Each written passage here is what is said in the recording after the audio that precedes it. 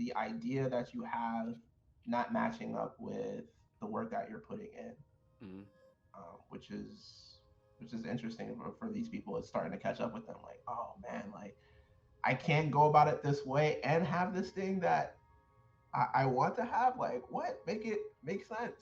It's like, yeah. That's when you have the connection. It's like, wait, so I was doing this, and that's why I don't have this, man. Okay, so what do you think I should do?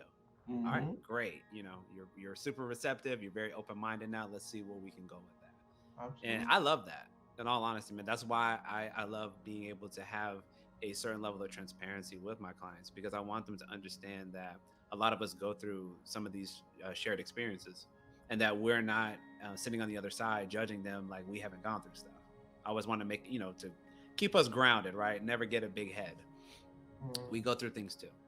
And being able to share that, I think, will always be to the benefit of whoever we're talking to, because they're learning from that experience. Not that they're going to necessarily always adopt all of what we said, Yeah. but maybe there's aspects you like, Jay did tell me that, and I'm starting to see some of that in my relationship. Maybe I need to speak to that. I'm going to make sure I pull her to the side this weekend, and we're going to have a conversation and see where the disconnection is. Being able to engage in those sort of ways, I think it's important. And the more that we have these open conversations with each other, that we are hopefully making it easier for the men who may watch this to engage with their partners, with their children, with their Mm-hmm. peers, their family members, whoever, because I want us to be more open.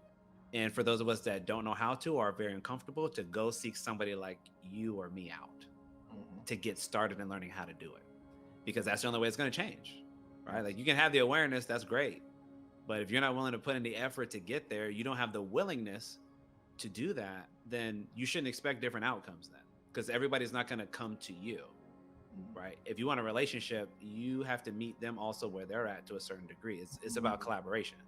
Like, you can, I usually make this point when it comes to parents and children. Like, you're not entitled to a relationship with your child. You got to work at it. You have to create it and cultivate it over time. If you have that expectation, what can happen is when they're of age, they will leave and they may not come back. Okay. Yeah. They may not ever talk to you again. And you need to understand that that can largely be due to the fact that you didn't create a warm and inviting enough environment to make them want to open up to you, to make them seek counsel with you, and to hear your insight on things, because you minimized and invalidated them very often. And so helping to challenge that type of thinking, I think, is very important. And so for those, that haven't started, please start.